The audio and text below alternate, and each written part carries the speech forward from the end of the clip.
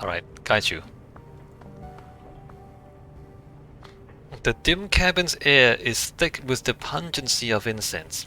A small, rudely constructed altar sits near Gaichu's box of mementos. It consists of a wooden box, a few trinkets, and a bowl for burning incense.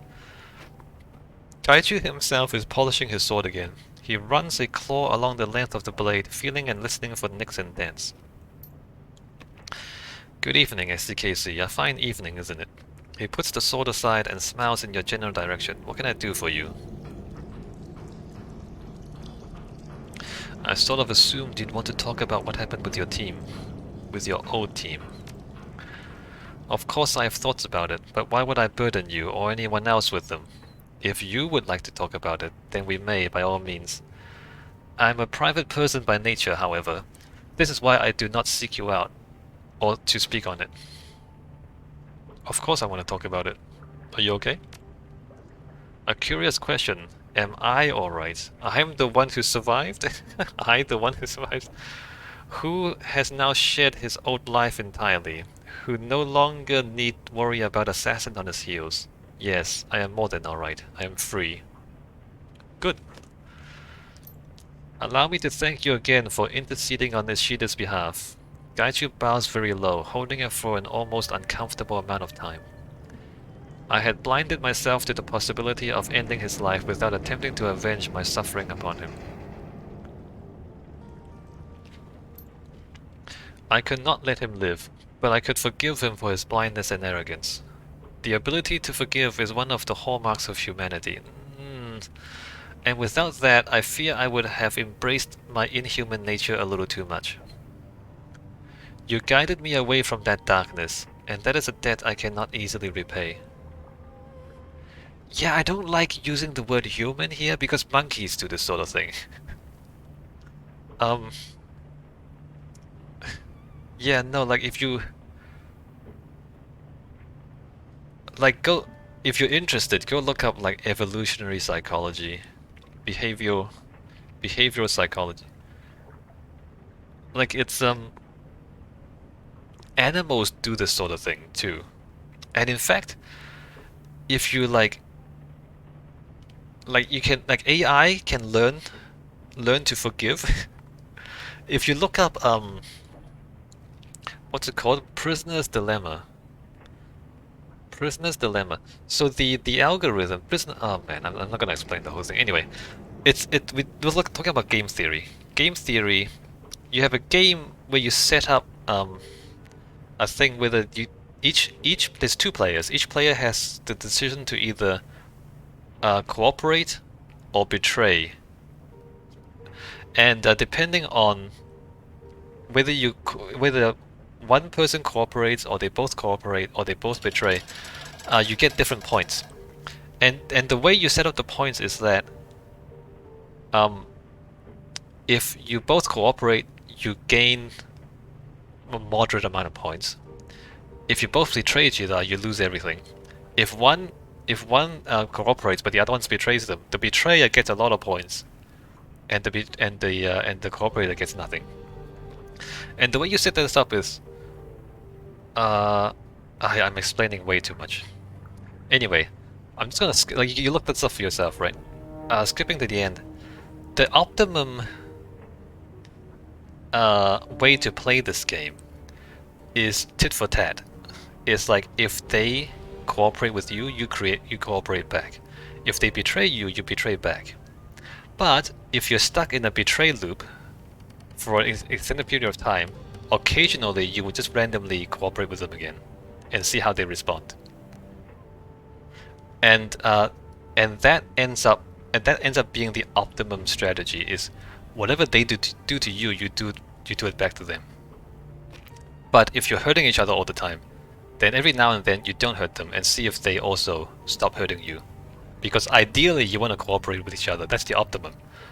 But if they start betraying you and you still cooperate, then you lose everything. So you don't want to do that, so you want to... Anyway, so it's tit for tat with forgiveness.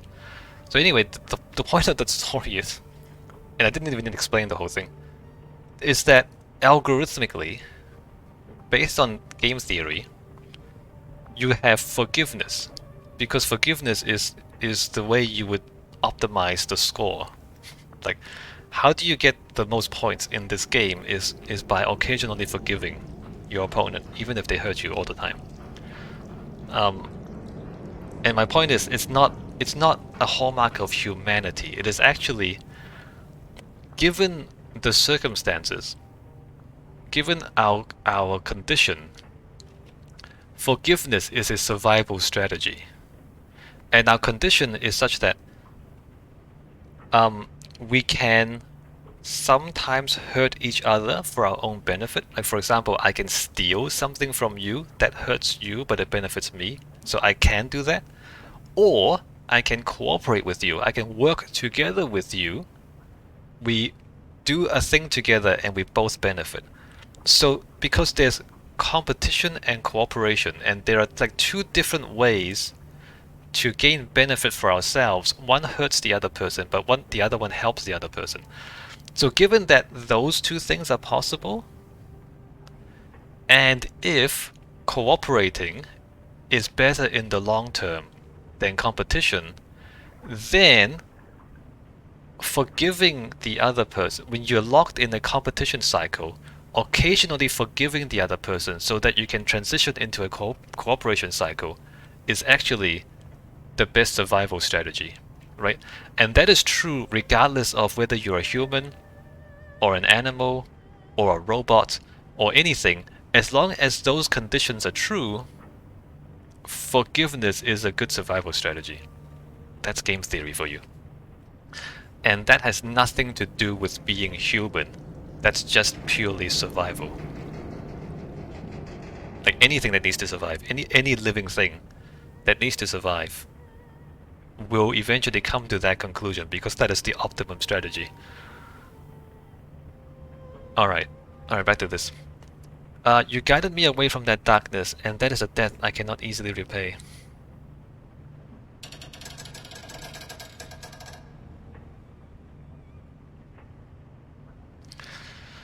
Why couldn't you have let him live? Because he would keep trying to kill you. He wouldn't give up. You had to be free, that's what mattered. You're welcome, I stand by my friends.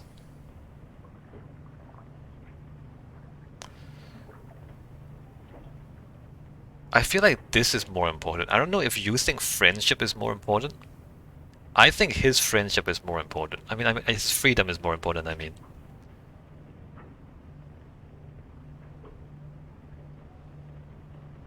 You had to be free, that's what mattered. Yes, but freedom without restraint is mere anarchy loosed upon the unsuspecting world. I have my code, and I fear I would have lost it were you not so attentive a friend. It is only right that I repay your kindness by aiding you where I can.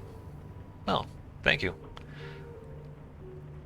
But if you were a mindless ghoul, that wouldn't be freedom, that'd just be... yeah, okay, I mean, semantics.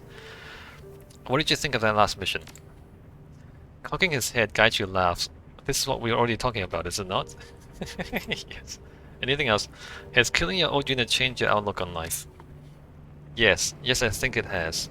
I had thought that embracing my nature as a ghoul would be enough to allow me to survive, become the thing you have been cursed with, so to speak. But I do not think that is true anymore. Instinct has to be tempered with forethought and logic, or the hunger and rage could overwhelm me. I must be careful not to let emotion rule over my self-control. But this shows the synergy of how a strong soul can survive this disease. If they take care and are mindful, perhaps I... oh, wait. But this shows how the synergy... this shows the synergy of how a strong soul can survive this disease, if they take care and are mindful. Perhaps I can show others that we are not all mindless beasts. Regardless, Ishida's sword is now mine. It is a newer blade than my own, and appears to be made with some manner of enhanced decote process along the tungsten carbide edge. He lifts the katana, running one claw down the back of the blade. I have noticed a marked improvement in my speed when using it. particularly with follow-through moves. Should an enemy fall to the sword, I will be able to reposition much more rapidly. Alright, sweet. We took a sword. Do you regret having to kill your unit? Gaichu cocks his head as he ponders this. After a long moment he shakes his head. No, I do not believe I do. Let's see what he says. We were locked in a dance that could only end with my death or theirs. We chose that path, consciously or not, and I am unwilling to die so that they could live. I value my life, even changed as it is. Their insistence on following the strictures of their duty ensured this end, just as surely as my refusal to die did. Yeah. I regret only that circumstance and training lead us to this point. They were still family to me, even at the end. But if your family turned on you and tried to kill you, you would still defend yourself. Okay. I do not regret their deaths, because they do not regret their deaths. Right? As far as I understand, they also were, like they had decided that either they would kill Gaichu or they would die. Right? That was their decision as well. It's not like we killed them against their will. Right? They had decided either, like, someone's gonna die. Either Gaichu dies or they die. And we also decided either they die or Gaichu dies. And so the fact that they died, well, we all chose that. We all agreed that that was one of the acceptable outcomes. So no, I don't regret killing them. It's not like they didn't want to die and we killed them against their will. Right? Does that sound strange? Anyway, they're samurai. They are warriors, right? That, I mean, warriors are not like normal people. They don't think like normal people.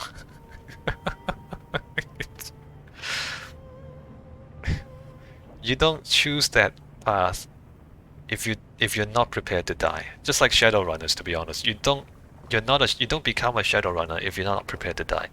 That's why I don't bring Duncan on these runs, because he's not prepared to die. What will you do now? Gaichu recoils, expression one of rank incredulity. Surely you are joking with me. I'll stay here and aid you in your endeavors. I have no other life to turn to, nor anyone else to call friend. As you have aided me, so too I will aid you. You know, you're a good guy, Gaichu. We should, like, get you out there, get you to make more friends. You're a good dude. This life in the shadows is the most free and open I have ever felt.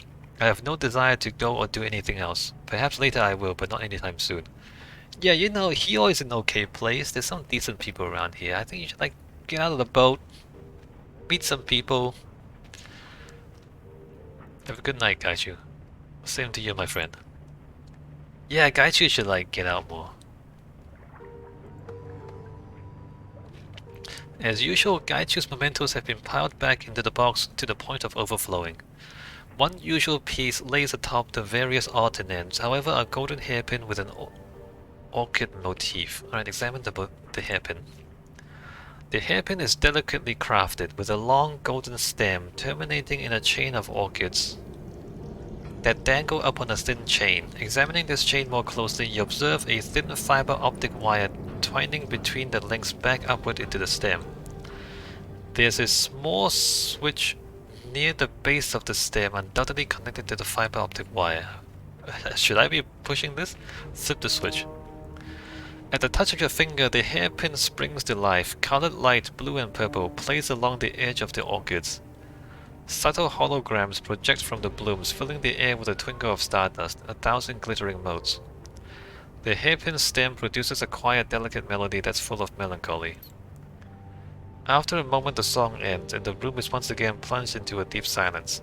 Glancing at Gaichu, you see that he's turned his back to you, and you realize that he's stopped breathing. Should I not have done that? I'm fine, do not concern yourself. The rough edge in his voice, however, says otherwise. Gaichu takes a deep breath and begins again. That hairpin belonged to a friend. It was a gift I gave her while we walked along the banks of the Katsura River, near Arashiyama. She must have been special. She was, to me anyway. But I have not thought of those days in many years. It was a more innocent time for me. Gaichu finally turns towards you, his expression unreadable. Her name was Sayuri. We met in a spring seminar, an elective on high-end era court poetry. I was trying to eliminate one of the softer electives I needed to complete my degree. Cocking his head, Gaichu puts a hand to his chin. Have you ever met someone and known within seconds that you would be close?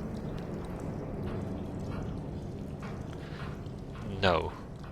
Have you ever met someone and known within seconds that you would be close? Me? No.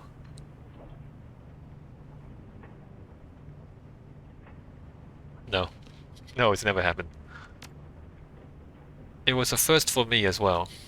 Gaichu draws a claw down the length of his jaw, yet there I was, and I knew it. It was not a romantic understanding, but rather that I knew, somehow, that our lives were intertwined. Is she dead? Naturally, we saw more and more of each other over the following weeks, and I suppose friendship turned into something more, as these things do. Gaichu wraps his arms around his torso, looking away. I did not have many friends, I never have, but she was that and more. She was studying chemistry, which is about as far from global security studies as one can imagine. We had little in common, but it was still more than I really felt with anyone else. Looking back at you, Gaichu shrugs. It was an unconscious relationship because it was easy. I never needed to think about it. What happened? She did not approve of my plans to join Rinraku. She found the youth brigade to be offensive, and asked me not to devote my life to military pursuits. But I believed I had to. I had set my course, and could not change my mind. I refused. Oh well. She left me. Sayuri said she could not be with someone that would devote himself to murder. I mean, fair enough.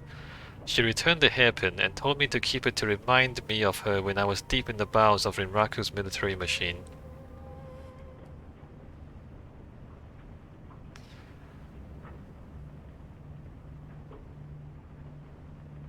It sounds like you regret your decision. Does it? You did what you had to. One way or another, we all end up making sacrifices. It sounds like you regret your decision. I'm just gonna like put that out there. Perhaps I do, but I would have regretted abandoning my goals as well. That is the nature of life. As one avenue opens, another closes. We all have to sacrifice to seek our fortunes. Plucking the hairpin from your fingers, Gaichu turns it delicately around in his fingers as he feels the shape. I keep this to remind myself of the things we have to give up in pursuit of what we think is best. But few of us ever really know what it is that we want, not truly. We simply grasp at mirages that we think will fulfill us. Humans tie themselves to other people with the most tenuous of strings, thinking love will fill the emptiness inside us. When that fails, we tell ourselves it was not meant to be, that fate or destiny would have wrenched us apart. But that is a convenient lie. It is up to us and only up to us to make our futures.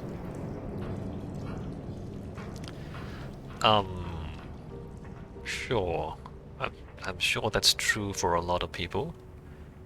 Not everyone is true for a lot of people though, yes. So I feel that it would behoove me to never forget the things I have given up in pursuit of the better option.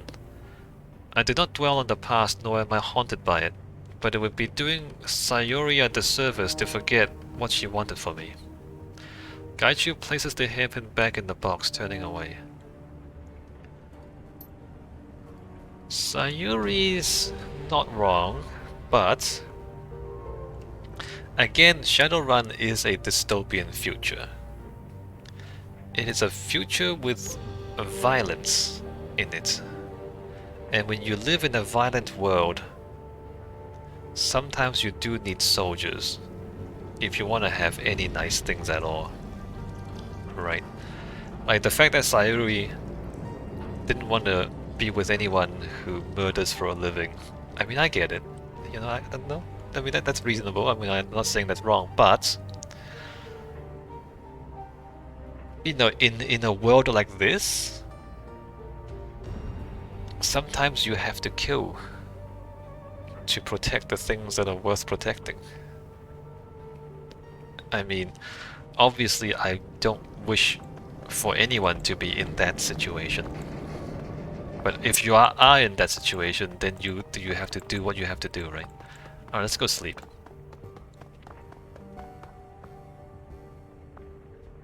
For the first time since you got to Hong Kong, you wake up feeling well rested and satisfied. That's strange. Flexing your limbs feels glorious. It's as though you've spent hours cramped up in a confined space and you can finally stretch your legs. What? You push yourself up and touch your feet to the ground, but something stops you short. Your mouth. Something is wrong with your mouth. Yes! Oh, you had me! Oh, you had me in the first half, video game.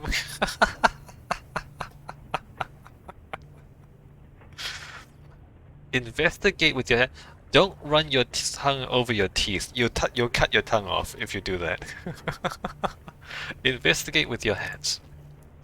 You reach your hand up and run a finger over your teeth. It doesn't take long to find the source of the problem. A molar on the upper left side. You apply slight pressure to the tooth, and it slides out of your gums with no resistance. It's as if nothing was ever holding it in place to begin with. As the tooth comes free in your hand, an image etches itself into your mind. A great chamber, hazy in form and outline. Clouds of red mist that fills the air, perfuming it with salt and copper. Oh, that's blood. Great columns stretching up from the ground to pierce the sky, and above it all, the enormous grinding gears of a broken machine. Oh, that's cool. That's really, really cool. In the distance, you hear a sound, a desperate, frantic pounding. Something enormous at the door. Many somethings. All desperate to get in. Scrabbing and scratching and scraping, but unable to find purchase. The way in is locked. You feel a tremendous sense of accomplishment. You've done it. The others are trapped outside, blind and starving. Unable to pass through the door, the chamber and what lies beyond it are yours.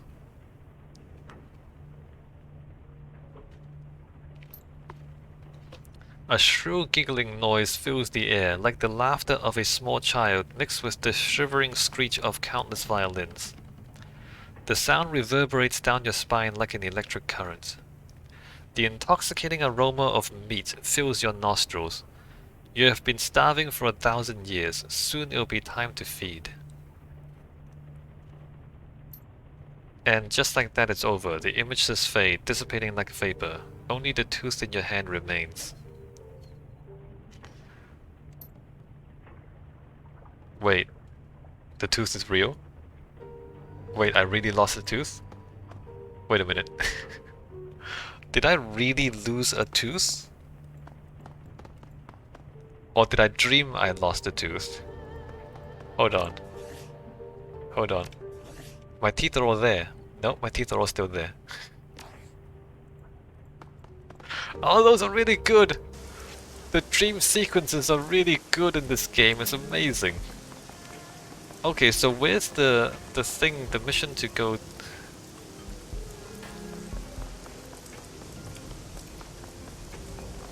Where's the mission to go, help Gobbet? Captain Jomo?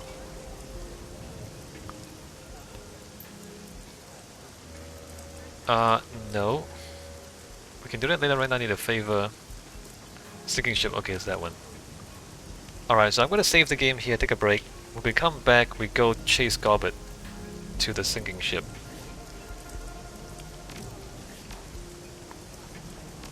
It's taken a while, but I feel like we've gotten to the point where our characters are getting interesting. I understand that, you know, the game has to drag things out, otherwise, like, you get past all the interesting stuff and then the game runs out of content. But You know, earlier on, it feels like you're not really getting to the important stuff when you're talking to people. You're kind of talking about random crap that doesn't really matter. But eventually, we're getting to the point where the conversations with our teammates and with the other people in here are very interesting. Anyway, I'm gonna end it here.